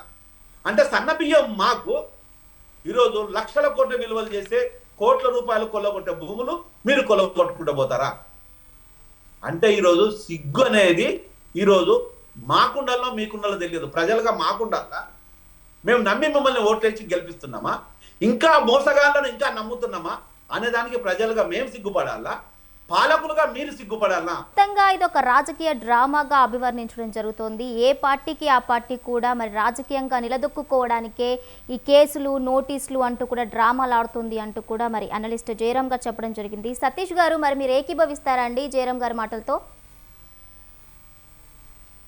ఇప్పుడు చూస్తూనే ఉండగానే రాష్ట్రంలో ఏం జరుగుతూ ఉంది, కక్షపూర్త చర్యలే చేస్తా ఉన్నారు రేవంత్ రెడ్డి గారు. ప్రజాపాలన పక్కన పెట్టేసిర్రు. కేవలం ఎవరిని ఇబ్బంది పెట్టాలా, ఎవరి మీద కేసు పెట్టాలా, పొద్దున్న లేస్తే ఏదైతే ప్రతిపక్ష గొంతులో నొక్కాలని చూస్తున్నారు. ఒక విషయం చాలా క్లియర్ గా చెప్తా ఉన్నాం కాంగ్రెస్ నాయకులకు, నోటీసులతో బీఆర్ఎస్ పార్టీ నోరు నొక్కలేరు. మీరు బీఆర్ఎస్ పార్టీ సభ్యత్వం తీసుకున్న వాళ్ళందరికీ చిట్టు నోటీసులు పంపించినా కూడా అదిరేది లేదు, బెదిరేది లేదు. మీరు వేధించినా, హింసించినా, ఏం చేసినా కూడా మేము ఖచ్చితంగా తెలంగాణ రాష్ట్ర ప్రజల పక్షాన కొట్లాడతాం. మీరు ఇచ్చిన అలవి కాని హామీలు నెరవేర్చేదాకా మీ మెడలు వంచుతాం, మిమ్మల్ని గద్దె తీస్తామని చెప్తా ఉన్నామండి ఫైనల్ గా. ఎస్, కరెక్టే, అది కూడా కరెక్టే. అయితే మీరు ఏమంటున్నారు, ఇప్పుడు మొత్తంగా చూసుకుంటే బీఆర్ఎస్ నేతల యొక్క తప్పేం లేదంటారు ఫోన్ ట్యాపింగ్ లో, అంతేనా? అంటే జస్ట్ ఇది ఒక కక్షపూరిత రాజకీయాలు మాత్రమే నడుస్తున్నాయి అంటున్నారు. అంటే దేని గురించి మాట్లాడితే అప్పుడు నోటీసులు, కేసులు అంటూ కూడా తెర మీదకి తీసుకొస్తున్నారు. ఓకే, అయితే మరి కవిత చెప్పడం జరిగింది సొంత బావ ఫోన్ ట్యాపింగ్ చేశారు అంటూ, మరి దానికేం చెప్తారు మీరు? ఒక విషయం అండి, అన్ని గాలిలో మాటలు మాట్లాడే తప్ప ఇక్కడ కూడా సాక్ష్యాలు లేదు, ఆధారాలు లేవు. మనం గతంలో చూసినాం, మీకు చాలా క్లియర్ గా చెప్తా ఉన్నాం. ఏదైతే నిరుద్యోగులు వాళ్ళ ఉద్యోగాల కోసం కొట్లాడుతూ ఉంటే మేమున్నాం, బీఆర్ఎస్ పార్టీ ప్రతిపక్షంగా మేము ఉన్నాం అన్నందుకు కేటీఆర్ గారిని అది ఒక కేసులు ఇచ్చి పంపిద్దామనే ప్రయత్నం చేశారు రేవంత్ రెడ్డి గారు. దాని తర్వాత లగచెర్లే ఘటనలో వాళ్ళ భూములు లాక్కొల్తా ఉన్నారు, వాళ్ళని ఇబ్బంది పాలు చేస్తా ఉన్నారంటే మేము ఉన్నాం ప్రతిపక్షంగా, మీ పక్షాన మీ భూములు లాక్కోకుండా మేము కొట్లాడతామంటే అందులో కూడా కేటీఆర్ గారిని అరెస్ట్ చేసే ప్రయత్నం చాలా రోజులు నడిచింది, మీ అందరికీ తెలుసు. వాళ్ళ ఇంట్లో ఆఖరికి వాళ్ళ ఇంట్లో కుటుంబంలో జరుగుతున్న పార్టీని పట్టుకొని రేవ్ పార్టీ అని చెప్పి డ్రగ్స్ అని అదని ఇదని నానా కార్యక్రమాలు చేసి కేటీఆర్ గారిని ఖచ్చితంగా అరెస్ట్ చేయాలనే ఉద్దేశంతో ప్రయత్నాలు చేసారు, అది కూడా మనం చూసినాం. ఇక మళ్ళీ తర్వాత మళ్ళీ ఏదో కొత్త భావతం పెట్టిండు, ఇటు కాళేశ్వరం అంటారు ఓ రోజు, ఇటు ఒకటి రోజు కాల్ రికార్డింగ్ అంటారు, లేకపోతే ఇంకోటి ఏదో అంటారు, ఫార్ములా ఈ అంటారు. ఇట్లా రకరకాలుగా ఇప్పటికి 2 ఏళ్ళు అవుతుంది. ప్రభుత్వం మీ చేతుల్లో ఉంది నాయన, పోలీస్ యంత్రాంగం ఉంది, ప్రభుత్వం ఉంది, చట్టాలు ఉన్నారు, న్యాయస్థానం ఉంది. ఇవన్నీ ఉన్నా కూడా ఇప్పటి వరకు వాళ్ళు ఏం చేయలేకపోతున్నారంటే దానికి కారణం ఏంటంటే ఇదంతా ఉత్తే గాల్లో మాటలు, ఏదో లీకులు ఇవ్వడం, ఏదో బ్లేమ్ చేయాలనే పరిస్థితి చూడడం, వీళ్ళు ఇచ్చిన అలివి కానీ హామీలు ఏవైతే నెరవేర్చలేని పరిస్థితిలో అవన్నిటి కూడా సైడ్ చేయడానికి డైవర్షన్ పాలిటిక్స్ చేయడం అంతే తప్ప ఏడుందని సాక్ష్యాలు లేవు, ఆధారాలు లేవు, ఏది లేదు, అన్ని గాలి మాటలు మాట్లాడే తప్ప ఏం లేవండి. ప్రజలు కూడా ఇలా నమ్మడానికి కూడా లేరు. ప్రజలందరూ కూడా చాలా క్లియర్గా తెలిసిపోయింది. వీళ్ళు చెప్పేది అన్ని ఉత్తి మాటలే, సొల్లు మాటలు. వీళ్ళకి ఒక రాష్ట్రం మీద అవగాహన లేదు, పథకాలు ఇవ్వాలనే సోయి లేదు, ఏం చేద్దామనే పరిస్థితుల్లో కూడా వాళ్ళకి అవగాహన లేకనే ఏం చేయాలని ఆలోచన చేసుకుంటూ ప్రజలకు ఏం సమాధానం చెప్పాలని అర్థం కాని పరిస్థితిలో ఈరోజు మరి ఇట్లాంటి పనులు చేస్తున్నారు తప్ప ఏం లేదండి. ఈరోజు మనం చూస్తా ఉన్నాం, రైతాంగం అంతా రోడ్డు మీదకి వచ్చింది. యూరియా కోసం ఆ పాస్బుక్లు చెప్పులు పెట్టి నిలబడే పరిస్థితికి వచ్చింది. రైతులందరూ మన్నెత్తి పోస్తా ఉన్నారు. ఇటు చూస్తే కరెంటు ఉండే పరిస్థితి కనబడతలేదు, పరిశ్రమలు లేవు, నిరుద్యోగులకు ఉద్యోగాలు లేదు, ఆ నిరుద్యోగ వృత్తి ఇస్తాను మోసం చేసి అట్లా లేదు, దళిత బంధు 10 లక్షలు కాదు 12 లక్షలు ఇస్తాను అట్లా మోసం చేసిరు. ఇటు పెన్షన్లు పెంచుతాము అని చెప్పి వృద్ధులకు పాపం వాళ్ళు 4,000 వస్తే అని వెయిట్ చేస్తున్నారు, వాళ్ళకి ఆ 4,000 మోసం చేసిరు. మహిళలందరికి 2,500 ఇస్తా అని చెప్పి అట్లా మోసం చేసిరు. ఆ పిల్లలకు స్కూటీలు ఇస్తా అని చెప్పి ఇట్లా మోసం చేసిరు. ఆ పెళ్లైనలోకి అయితే తులం బంగారం ఇతను అట్లా మోసం చేసిరు. ప్రతిదీ కూడా తెలంగాణ రాష్ట్ర ప్రజల్ని అందరినీ కూడా మోసం చేసి వీళ్ళు గద్దెనెక్కి గద్దలా పీచుకు తింటున్నారు తప్ప ఈ రాష్ట్ర ప్రభుత్వం కాంగ్రెస్ పార్టీ ఏం చేసింది లేదండి. ఇటుక బిడ్డ పెట్టిన పరిస్థితి కూడా ఇలా రాష్ట్రంలో కనబడతలేదండి. వీడు చూస్తా ఉన్నాం, రాష్ట్రంలో ప్రజలందరూ కూడా వెయిట్ చేస్తా ఉన్నారు. అరే అప్పట్లో కేసీఆర్ అంటే ఆయన కేసీఆర్ ప్రభుత్వం ఉన్నప్పుడే మంచిగా ఉండరా, ఇలా మనం అందరం రోడ్డు మీదకి వచ్చినాం, ఖ్యాతి దెబ్బతింటుంది, తెలంగాణ రాష్ట్రకి దెబ్బతినే పరిస్థితి ఉంది. మన నీళ్ళన్ని పక్క రాష్ట్ర పనులు దోసుకపోయినా కూడా కళ్ళెత్తి చూస్తున్న పరిస్థితి చూస్తా ఉన్నాం ఈ కాంగ్రెస్ పార్టీ వాళ్ళు. మన నిధులన్నీ దోసుకపోతున్నారు, మన నీళ్ళన్నీ దోసుకపోతున్నారు, మన రాష్ట్రం యాగం చేస్తా ఉన్నారు, భూములన్నీ అమ్మేస్తా ఉన్నారు. అంత చేసినా కూడా మళ్ళా ఇప్పటికి 2 నెలల 2 లక్షల కోట్లకు పైగా అప్పు చేసినా కూడా వీళ్ళు ఏ పథకాలు అమలు చేసింది లేదు, ప్రజలకు ఏం చేసింది లేదు. ఈ గమ్మతేందో అర్థమైతలేదు. ఈ పైసలన్నీ ఎక్కడికి పోతా ఉన్నాయి, ఎవరి జేబులు నింపుకుంటా ఉన్నారు, ఎవరికి ఇవి కట్టబెడతా ఉన్నారు తప్ప ఏదో చేస్తున్నారు తప్ప. కానీ ప్రజలకైతే తెలంగాణ ప్రజలకు మాత్రం వీళ్ళు ఏం చేసింది లేదు, ఓ పరిశ్రమలు పెట్టింది లేదు, ఓ పెట్టుబడులు తెచ్చింది లేదు, ఓ ఉద్యోగాలు ఇచ్చింది లేదు, ఏది చేసింది లేదు. మరి వీళ్ళు ఈ 2 లక్షల కోట్ల కూడా పైగా అప్పులు చేసి కూడా మరి ఏం చేస్తా ఉన్నారు, ఎవరికి పెడతా ఉన్నారు కూడా అర్థం కాని పరిస్థితి. ఏదేమైనా తెలంగాణ రాష్ట్ర ప్రజలకు చాలా క్లియర్ గా అర్థమైంది. ఈ దొంగ పార్టీ కాంగ్రెస్ పార్టీ అలవి కాని హామీలు ఇచ్చి మమ్మల్ని మోసం చేసిందయా, ఇంకోసారి జీవితంలో కాంగ్రెస్ పార్టీని నమ్మే ప్రసక్తి లేదు అని చెప్పేసి ఈరోజు ప్రజలందరూ కూడా నిర్ణయం తీసుకున్నారు. ఖచ్చితంగా నెక్స్ట్ రానున్నది కేసీఆర్ గారి ప్రభుత్వం, ఖచ్చితంగా అప్పుడు అందరికి మంచి రోజులు వస్తాయి, రాష్ట్రం సుభిక్షంగా సస్యశ్యామలంగా ఉంటుందని తెలియజేస్తున్నాం. ఓకే, రామచంద్ర గారు. ఏం లేదండి, ప్రతి దానికి ఎవిడెన్స్ ఉందండి. విదేశాల నుంచి ఇజ్రాయెల్ నుంచి బెరాగాన్ అనే ఒక పరికరాన్ని డివైస్ తీసుకొచ్చి వాడిందనేది ఖచ్చితంగా దాని మీద ఉంది. దాన్ని ప్రభుత్వ ఆస్తిని ధ్వంసం చేసిందని అధికారులను అరెస్ట్ చేయడం జరిగింది. దాని మీద పూర్తి విచారణ జరిగి ఖచ్చితంగా ఉంటది. బై ఎలక్షన్ లో రఘునందన్ రావు గారిని ఇప్పుడున్న ఎంపీ గారిది కూడా జరిగింది అనేది ఉంది. దానికి కూడా ఆయన ఎన్నో ఉదాహరణలు ఇవ్వడం జరిగింది. అదే రకంగా చక్రధర్ గౌడ్ అనే అతను కూడా సుప్రీంకోర్టు దాకా పోయిండు. ప్రతి దానికి వివరణ. తప్పు చేయనప్పుడు మీరు భయపడాల్సిన అవసరం లేదు, దొంగనంగానే భుజాలు తడుముకోవాల్సిన అవసరం లేదు. దానికి ఖచ్చితంగా అంటే డిలే అవుతున్నది, డిలే కాకుండా ఖచ్చితంగా తొందరలో దానికి సంబంధించిన అన్ని జరుగుతాయి. వాళ్ళు చేసిన పాపాలకు ఖచ్చితంగా దానికి శిక్ష అర్హులు అవుతారు. దాని గురించి ఆలోచించాల్సిన అవసరం లేదు. నిప్పు లాంటిది. ఆ నిప్పును ఎప్పుడు కూడా కప్పిపుచ్చాల్సింది ఏం లేదు. వీళ్ళు అనడానికి కాంగ్రెస్ పార్టీ గురించి మాట్లాడుతున్నారు కాబట్టి కాంగ్రెస్ పార్టీ మీద అభిమానంతోనే 2023 తర్వాత అన్ని రకాలుగా కాంగ్రెస్ పార్టీ ఉన్నతంగా డెవలప్ అవుతుంది. అది ఏ రకంగా జరుగుతుంది అంటే ఎంపీ ఎలక్షన్ లో బాగా వచ్చింది రిజల్ట్, మొన్న సర్పంచ్ ఎలక్షన్ లో 70% అబవ్ వచ్చింది. ఇప్పుడు మనకు మున్సిపల్ లో కూడా 70 to 80% వస్తుంది. దాంట్లో వాళ్ళ ప్రతిపక్ష పాత్ర కూడా మొన్న అసెంబ్లీలో కూడా మాట్లాడడానికి లేకుండా పారిపోవడం జరిగింది. వాళ్ళు ప్రతిపక్ష పాత్రను కూడా సరిగా మెయింటెనెన్స్ చేస్తలేరు. అప్పుడు సీఎం గా ఉండి సీఎం గా అతను సరిగా పనిచేయకనే 10 సంవత్సరాల నుండి కూడా ఆయన ఏం చేయలేడని పక్కకు పెట్టిర్రు. వాళ్ళు 10 సంవత్సరాల పాపానికి ఇంకా పాయచిత్తంగా ఇంకా మారకుంటే వాళ్ళకి ఇంకా ప్రతిపక్ష హోదా కూడా ఉండదు భవిష్యత్తులో. అది కూడా ఇబ్బంది అవుతుంది. మీరు ప్రతిపక్షంగా మీరు అడిగే హక్కు ఉన్నది. ప్రతి దాన్ని కూడా చూడండి. మీరు ఇక్కడ ఇల్లీగల్ ఏదైనా జరుగుతుందంటే మీరు జరగని దాని గురించి ఆరోపణలు ఎన్నో చేస్తున్నారు. ఆరోపణలు మీకు కూడా నిజాలు ఉంటే దాని మీద కూడా మీకు చట్టాలు ఉన్నాయి, దానికి సంబంధించి ప్రైవేట్ పిటిషన్ ఇవ్వండి, లేకుంటే ప్రజా ముఖంలో తీసుకొచ్చి ప్రజల్లో అంటే మీటింగ్ల ద్వారా చేస్తారా, లేకుంటే ప్రెస్ మీట్ల ద్వారా చేస్తారా, ఏ రకంగా గాలి లేని ఆధారాలు అంటే నిజానికి లేని ఆధారాలు లేని దాని గురించి మీరు మాట్లాడుతున్నారు. కాంగ్రెస్ పార్టీ ఈ రోజు చెప్తున్నాను, ఇప్పుడు ఇంతవరకు కంటే ఇంకా బలంగా పోస్టుగా ఖచ్చితంగా బలంగా ఉన్నది. వాళ్ళు తప్పులు చేసిన దానికి ప్రతి దానికి శిక్షార్హులు అవుతారు. కాళేశ్వరం దాని గురించి ఈ బీజేపీ వాళ్ళు ఏమన్నారు, మాకు అప్పచెప్తే సిబిఐకి అప్పచెప్తే మేము దాన్ని ఒక వారం రోజుల్లో కూడా సెటిల్ చేస్తాము, ఒక 48 hours అన్నారు. 3.5 నెలలు అవుతుంది వాళ్ళకి సెప్టెంబర్ లో కాళేశ్వరం కేసు తీసుకొని దాని మీద ఏం చేసిండ్రు. ఇంకోటి బీజేపీ వాళ్ళని కూడా మేము రిక్వెస్ట్ కూడా అడుగుతున్నాం, మీ దగ్గర సెంట్రల్ ఇంటెలిజెన్స్ ఉంటది, దాని మీద ఎక్కడ తప్పులు జరిగింది. మీరు ఎంతో కేంద్ర మంత్రులు ఎన్నో సార్లు కూడా ఏటీఎం గా తెలంగాణ రాష్ట్రాన్ని దోచుకుంటుంది బీఆర్ఎస్ అనే రకంగా ఎన్నో రకాలుగా మాట్లాడుతున్నారు. ఈ రోజు కూడా మాట్లాడుతున్నాం బీజేపీ బీఆర్ఎస్ ఒకటి అనేది కవిత గారు అంటున్నారు. ఎందుకంటే ఆమె ఇంటి గుట్టును బయట పెడుతుంది కాబట్టి వాళ్ళ మధ్యలో ఏదన్నా లోపాయికారు ఒప్పందంతోనే అది ఆపుతున్నారా, లేకుంటే ఇంకేది అంటే కాళేశ్వరం కేసు వాళ్ళు ఉన్నాయి, మిగతా కేసులన్నీ తెలంగాణలో ఉన్నాయి. ఆ కేసులకు సంబంధించి ఖచ్చితంగా దానికి నిర్ణయం అనేది ప్రజాక్షేత్రంలో జరుగుతుంది.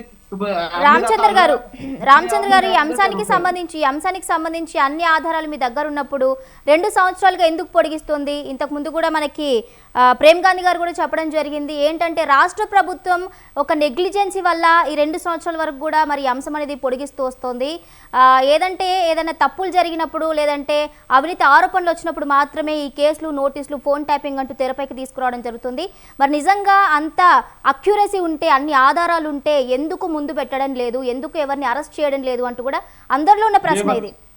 A1 నిందితుడు ప్రభాకర్ రావు గారిని విదేశాల నుంచి పిలిపియడమే మొన్నమన్నట్టు ఒక 1 month అవుతుంది. దాని మీద అతను వచ్చిన వివరణను బట్టి దానికి టైం ఉంటది. ఇది సుమారుగా 2.5-3 సంవత్సరాల వరకు కూడా అంటే దీనికి సంబంధించి ఛార్జ్ షీట్ వేయడానికి ఉంటుంది. దీంట్లో వాళ్ళకి వచ్చింది కూడా 2 సంవత్సరాలు, 2.5 సంవత్సరాలు అంటారు, 24-25 నెలలు అవుతుంది. ఈ కేసు పుటప్ అయింది కూడా ఒక 22-23 months అవుతుంది. దీనికి సంబంధించిన A1 ప్రభాకర్ రావుని తీసుకొచ్చి విదేశాల నుంచి పిలిపించి దాన్ని ఆయన గురించి విచారణ జరుగుతుంది. దాంతో డిలే అయింది. ఇప్పుడు మాత్రం సీరియస్ గా ఉంటుంది. దీంట్లో ఇప్పుడు మనకి ఇంకా 2.5 సంవత్సరాలు అంటే 3 సంవత్సరాలకు ఎలక్షన్స్ ఉంటాయి. అంత లోపల ఈ 6 నెలల లోపల ఖచ్చితంగా దీని మీద డిలే జరుగుతుంది. 6 నెలల లోపల డిలే అంటే దీనికి సరైన శిక్ష కూడా పడుతుంది. దాంట్లో ఏదన్నా తప్పు జరిగితే మాత్రం కాంగ్రెస్ పార్టీ మూల్యం చెల్లించుకునే పరిస్థితి ఉంటుంది. దీంట్లో ఖచ్చితంగా బీఆర్ఎస్ పార్టీకి అన్ని రకాలుగా దాని మీద ఎవిడెన్స్ దొరుకుతున్నాయి. ఆ ఎవిడెన్స్ ప్రకారం వాళ్ళకి సంబంధించిన మెయిన్ నాయకుడు ఓన్లీ కల్వకుంట్ల కుటుంబం ఆస్తులు అనేది 2014 కంటే ముందే అప్పుడు ఎట్లున్నాయి, ఈ రోజు ఎట్లున్నాయి అనేది కూడా ప్రజలకు అందరికి కూడా తెలుసు.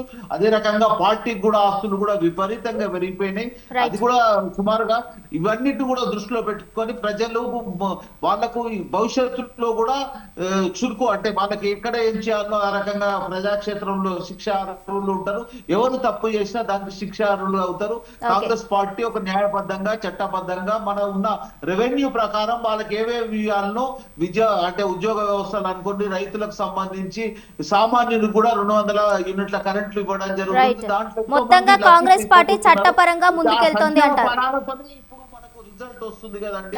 సర్పంచ్ ఎలక్షన్ లో చూసాము, మొన్న బై ఎలక్షన్ లో చూసాము, భవిష్యత్తులో వచ్చే మున్సిపల్ నెక్స్ట్ మున్సిపల్ ఎలక్షన్స్ కూడా ఉంటాయి. మరి అప్పుడు ఏ విధంగా ఉంటుంది అనేది కూడా మరి వేచి చూడాల్సిందే. అయితే ప్రేమ్ గాంధీ గారు, ఇప్పుడు నేను సతీష్ గారు మాట్లాడుకుంటూ ఏం జరగలేదు, ఫోన్ ట్యాపింగ్ విషయం మాట్లాడుకుంటూ ఆయన ఏదో అనేక విషయాలు మాట్లాడిన తర్వాత వాస్తవమైనటువంటి విషయం చెప్తా. హరీష్ రావు గారికి అడిగారు, ఆయనకే వినిపించారు, నాయన నీ ఫోన్ కూడా ట్యాప్ చేసిర్రు అని. అంటే హరీష్ రావు ఫోన్ ట్యాప్ అయిందని హరీష్ రావుకే చెప్పినప్పుడు కూడా ఇంకా వాళ్ళు తప్పు చేయలేనట్టు మాటలు మాట్లాడితే ఇక శుద్ధపూస మాటలు మాట్లాడుకుంటారు బీఆర్ఎస్ వాళ్ళు. ముమ్మాటికే తప్పు, జరిగిన తప్పును ఒప్పుకోవాల్సినటువంటి అవసరం ఉంది. ఒప్పుకోకుండా ఇష్టానుసారం మాట్లాడితే సమంజసమైన పని కాదు. తర్వాత కాంగ్రెస్ నాయకులు చెప్తా ఉన్నారు ఖచ్చితంగా చట్టం ప్రకారం చేస్తాము, అది చేస్తాం, ఇది చేస్తాం. ఇక సిబిఐ విషయం అంటే గతంలో సిబిఐ చట్టం తెలంగాణ రాష్ట్రంలోకి రావద్దని కోర్టు వరకు వెళ్ళిన దాఖలాలు చూసినాము. ఖచ్చితంగా భారతీయ జనతా పార్టీ కేంద్రం స్థాయిలో ఎక్కడ తప్పు జరిగినా వదిలే ప్రసక్తులు తప్పకుండా ఇచ్చేస్తుంది, దాంట్లో ఏమాత్రం సందేహం లేదు. ఇందాక పెద్దలు జయరాం గారు చెప్పినట్టు ప్రభుత్వాలకు ఒకటే ఉంది, ఏమని మద్యం ద్వారా 8,000 కోట్లు వస్తాయి.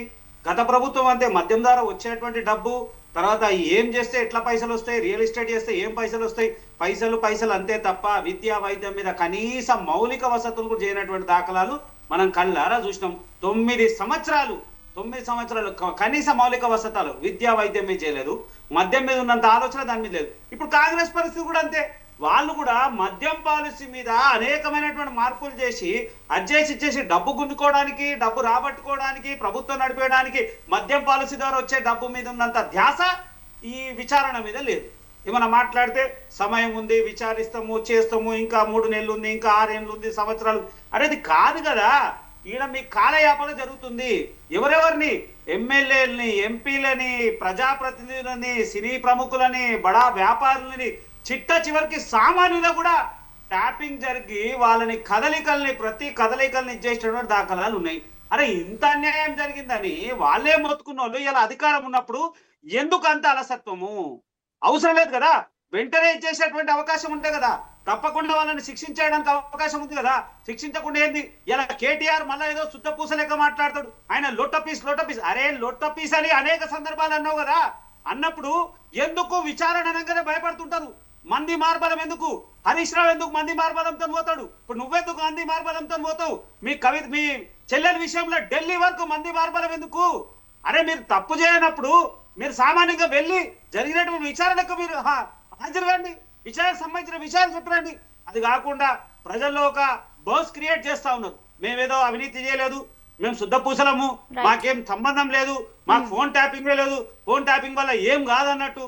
అరే మాటికి తప్పు. ఫోన్ ట్యాపింగ్ వల్ల జరిగినటువంటి ప్రయోజనాలను చూడాల్సినటువంటి అవసరం ఉంది. ఓ ఫోన్ ట్యాపింగ్ ద్వారా ఒక వ్యక్తి ద్వారా ఆ వ్యక్తి యొక్క కదలికల్ని కనుక్కొని ఆ వ్యక్తి యొక్క ఆర్థిక వ్యవహారాలు ఈయనకు పర్సనల్ గా ఏమైనా జరిగినాయా అవన్నీ విచారించాల్సిన అవసరం రాష్ట్ర ప్రభుత్వం మీద ఉంది. సినీ ప్రముఖులు, బడా వ్యాపారుల యొక్క వివరాలన్నీ కూడా తీసుకున్నారు కదా. ఎట్లా సాధ్యమైంది? ఇవన్నీ తీసుకున్నప్పుడు ఏ లాలూచి లేకుండా వాళ్ళ పర్సనల్ విషయాలు వాళ్ళని ఫోన్ ట్యాప్ చేయాల్సిన అవసరం ఏముంది? వాళ్ళు ఏమైనా సంఘ విద్రోహ శక్తులా? బడా వ్యాపారులు, సినీ ప్రముఖులు వాళ్ళకేం సంబంధం? వాళ్ళ వ్యాపారం, వాళ్ళ వ్యవస్థ వాళ్ళ ఉంది కదా. వాళ్ళని కూడా ఇన్వాల్వ్ చేసే కారణం ఏంటి? ఖచ్చితంగా లోపాయకార ఒప్పందం. మీకు వాళ్ళ నుంచి ఎంత రాబట్టుకునేటువంటి ప్రయత్నం, వాళ్ళని బ్లాక్ మెయిల్ చేసిన దాఖలాలు క్లియర్ కనబడ్డాయి. ఖచ్చితంగా వదిలే ప్రసక్తి చేయొద్దు. ముమ్మాటికి తప్పు జరిగింది. ముమ్మాటికి తప్పు జరిగింది. ఓకే జయరామ్ గారు, ఫైనల్ గా మీ కంక్లూజన్ ఏంటి? ఇవి రాజకీయ పార్టీలో ఆడుతున్న డ్రామా ఇదంతా. దీంతో నిందితులు ఎవరు, సో నేరస్తులు ఎవరు, లేకపోతే రాజులు ఎవరు అనే విషయం తెలియదు. సో ఇక్కడ ఎవరి వరకు వాళ్ళే. ఇక ఒకవైపు రేవంత్ ఆరోపించిన విధానాలు కరెక్టే, బీఆర్ఎస్ చెప్తున్న విధానాలు కరెక్టే. అప్పుడు బీఆర్ఎస్ ప్రభుత్వంలో జరిగిన దోపిడీ, ఇప్పుడు కాంగ్రెస్ లో జరుగుతున్న దోపిడీ కంటిన్యూషన్ దోపిడీ తప్పితే దోపిడీ ఎక్కడ ఆగలేదు. దోపిడీని కనిపించకుండా ఈ సిట్లు గిట్లు ఎక్సెట్రా ఇదంతా చెప్పేదంతా ఒక డ్రామా. ఈ పైకి కనిపించే ప్రజల కోసం వచ్చేసేమో ఇది విను, మీరు ఎంజాయ్ చేయండి, మేము మాత్రం దాచుకుంటాం అంటున్నాం తప్పితే ఇక్కడ దాచుకోవడం వాళ్ళు ఆపలేదు, వీళ్ళు ఆపరు. సో ఇక్కడ ఎందుకంటే ఒకసారి అధికారంలోకి వచ్చిన తర్వాత భార్య, భర్త, పిల్లలు, అల్లుళ్ళు, కోడన్లు, కొడుకులు, బామర్ది పిల్లలు ఇంతమంది గద్దల్లాగా వాలేసి ప్రజాధనాన్ని దోసుకోబోతున్నారు ఈరోజు రాజకీయ నాయకులు. అలాగని చెప్పేసి కింది స్థాయి నాయకులకు వచ్చేది ఏం లేదు, సచ్చేదేం లేదు. ఎవడి చేతిలో అధికారం ఉంటుందో, ఎవడి చేతిలో అంగబలం ఆర్భాటం ఉంటుందో వాడు మాత్రమే దోసుకుంటున్నాడు, వాడు దాచుకుంటున్నాడు. అంతే తప్పితే ఈరోజు ఎవడు దీంట్లో మినహాయింపు కాదు, అందరూ దొంగలే అనే విషయం ప్రజలకు అర్థమైంది. ఇంకా అది అర్థమైందా అని ఆచరణ